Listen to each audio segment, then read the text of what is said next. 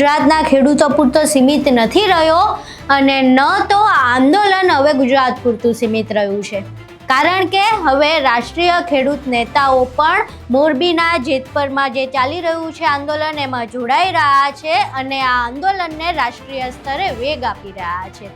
આના પહેલા રાકેશ ટિકૈત આવી ગયા હતા અને હવે મહારાષ્ટ્ર ખેડૂત સંગઠનના અધ્યક્ષ રઘુનાથ દાદા પાટીલ પણ મોરબી પહોંચ્યા હતા। તેમણે આ જે આખો કાર્યક્રમ હતો તેમાં સહભાગીદાર થયા હતા। ત્યાં સુધી તેમણે કહ્યું કે અત્યારે તો અમે ગાંધીના રસ્તે છીએ, પરંતુ જો અમારા સંયમની પરીક્ષા લેવામાં આવશે તો પછી અમે ભુજના રસ્તે જતા વાર નહીં લાગે। આખી ઘટના શું છે તેના વિશે વિગતે ચર્ચા કરીએ। નમસ્કાર, તમે જોઈ રહ્યા છો ચક્રવાત ન્યૂઝ, હું આપની સાથે હેમંત।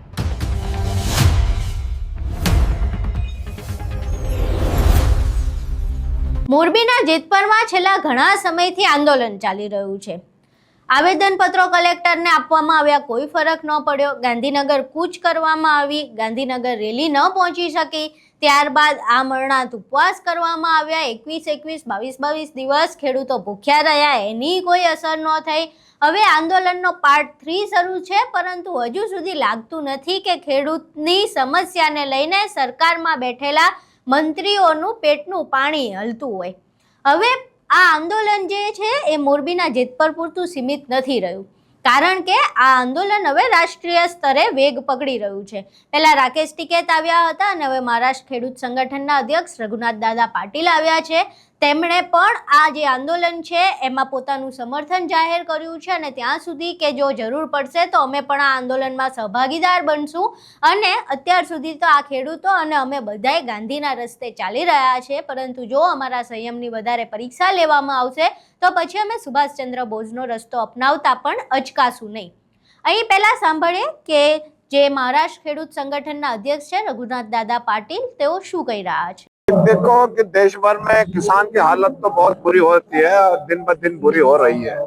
इसमें ये जो आंदोलन चल रहा है ये तो अपने मुआवजे के लिए ज्यादा से ज्यादा हो रहा है कि यहाँ तो अदानी अंबानी को तुम एक लाख एकड़ जमीन दे रहे हो और 1 रुपया में दे रहे हो। सरकार की जमीन है, सरकार क्या कर रही है हम नहीं सोचेंगे, लेकिन जब हमारे जमीन से तुम्हारे लाइट के खंभे जाएंगे, उनके वायर जाएंगे, तार जाएंगे, बिजली जाएगी, तो हमारी जो लैंड है वो प्रभावित हो रही है और इस जमीन में हम कोई खेती नहीं कर सकते। तो इसका नॉन यूज हो रहा है। हमारी तुम एक्विजिशन नहीं करते, लेकिन ये आप इस्तेमाल करेंगे और हमारे इस्तेमाल के बाद हमारी जमीन तो खराब होने वाली है और ये हमारे उपयोग की नहीं रहेगी। आज जो आप कीमत दे रहे हो ये हमें बिल्कुल मान्य नहीं है। जमीन हमारी, भाव हमारा रहेगा। ये हमारे जमीन का भाव तुम करने वाले कौन हो?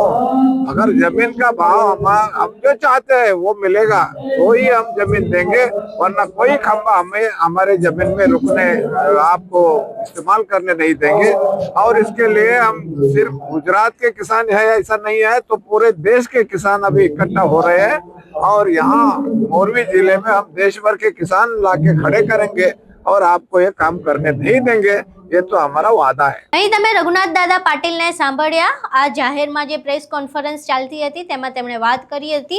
ત્યારબાદ અમારા જે સંવાદદાતા છે બેચરભાઈ, તેમણે એમની સાથે એક ઇન્ટરવ્યુ કર્યું હતું, તેમાં પણ તેમણે આ આંદોલનને લઈને અનેક વાત કરી હતી। અહીં એ પણ જુઓ। आज मोरबी जेतपुर जो किसान छावन है उधर रघुनाथ दादा पाटिल आए हैं। आज आपसे हम पूछ रहे हैं, आप यहाँ गुजरात में आए, क्या कहेंगे? यहाँ तो हम आंदोलन नगरी में आए हैं और यहाँ आके जितने भी भीड़ देख ली उसमें महिलाओं की संख्या है, जवानों की संख्या है, किसानों की संख्या है। तो ये जो आंदोलन है ये जो सही रास्ते पे चल रहा है और सरकार की ज्यादातर जो हो रही है ये तो गैर कानूनी है। जमीन हमारी, भाव हमारा होना चाहिए। हम जो भाव बोलेंगे वो आपको अगर जरूरी है जमीन की तो आपने देना चाहिए। ये तो कानून का ताकत दिखाने से और कोई पुलिस आगे करने से काम बनने वाला नहीं है। तो हमको जमीन हमारी, भाव हमारा, ये मांग है हमारे। 3 महीने से आंदोलन चल रहा है। कलेक्टर के पास वो गांधीनगर गए, अभी तक कुछ हुआ नहीं, क्या कहेंगे? नहीं, अभी तक जो हमारे आपके जो नेता लोग हैं, जवान बच्चे लड़के हैं जो आंदोलन कर रहे हैं, उन्होंने कहा कि एक GR तो निकल गया है, सरकार तो झुक गई है। ये जो बड़ी तादाद में आप लोग कलेक्टर ऑफिस में हजारों की संख्या में गए, उसका असर तो पड़ गया है, लेकिन ये हमको GR जो निकला है वो मान्य नहीं है, हम उसको मानने वाले नहीं है। जो हमारी मांग है कि हमारी कीमत जो है वो हम जो बताए वो हमको मिलनी चाहिए। अगर ये आंदोलन गुजरात सीमित रहेगा या राष्ट्रव्यापी होगा? ये तो राष्ट्रव्यापी होगा, क्योंकि किसान सब जगह के आक्रोश कर रहे हैं कि मोदी के खिलाफ है। कोई भाव नहीं दिया, कोई कर्ज माफी नहीं की, जो भी वादे किए थे झूठ ही निकले। वो भी वो 15 लाख का छोड़ो और सब बाकी अच्छे दिन का भी बात छोड़ो, लेकिन अच्छे दिन नहीं लेकिन बुरे दिन आ गए हैं। तो इसलिए सभी देश भर में आंदोलन चल रहा है, कन्याकुमारी से लेकर पंजाब तक। तो आप देख रहे हो बच्चों का, ये जो कॉलेज स्टूडेंट है और जो बेकार लोग हैं जिनको नौकरी नहीं है, पढ़े लिखे लोग हैं, अनाड़ी लोग जो खेत में काम करते हैं, उनसे लेकर पढ़े लिखे लोगों तक सब के सब लोग अभी इस सरकार के ऊपर नाराज है। तो सरकार को जाना ही पड़ेगा। अभी आपने देखा हमारे साथ थे राष्ट्रीय नेता रघुनाथजी પાટીલ। આભાર। અહીં તમે રઘુનાથ દાદા પાટીલને સાંભળ્યા। હવે જે વીજ પોલની સમસ્યા હતી, જે વીજ પોલ ખેડૂતોના ખેતરમાં ખાનગી વીજ કંપનીઓ જબરદસ્તી નાખી રહી છે, તેમની મંજૂરી વિના નાખી રહી છે અને જે ખેડૂત માંગે છે એનું એટલું યોગ્ય વળતર પણ નથી આપવામાં આવતું, એટલે છેલ્લા લાંબા સમયથી ખેડૂતો આંદોલન કરી રહ્યા છે।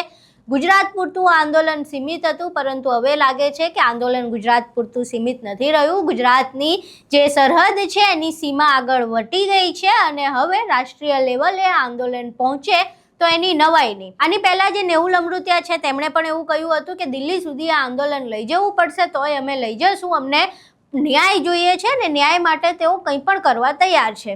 હવે આખી ઘટના તમે જોઈ, જે પ્રમાણે રાકેશ ટિકैत આવ્યા હતા, ત્યારબાદ રઘુનાથ દાદા પાટીલ આવ્યા અને હજુ એવું કહેવામાં આવી રહ્યું છે કે આંદોલન દિલ્હી સુધી લઈ જવામાં આવશે। તો તમને શું લાગે છે, શું આંદોલન દિલ્હી સુધી જશે? શું આ જે ખેડૂતોનું આંદોલન છે એને રાષ્ટ્રીય વેગ મળશે કે પછી ચૂંટણી જેમ આવશે નજીક એમ ખેડૂતોને સમજાવી અને ફોસલાવી દેવામાં આવશે? તમારું આખી ઘટનાને લઈને શું માનવું છે? તમારા મંતવ્યો અમને કોમેન્ટ બોક્સમાં જરૂર જણાવો। વિડીયો પસંદ આવ્યો હોય તો વિડીયોને લાઇક કરજો, શેર કરજો અને અમારી ચેનલને સબસ્ક્રાઇબ કરવાનું ભૂલશો નહીં। નમસ્કાર।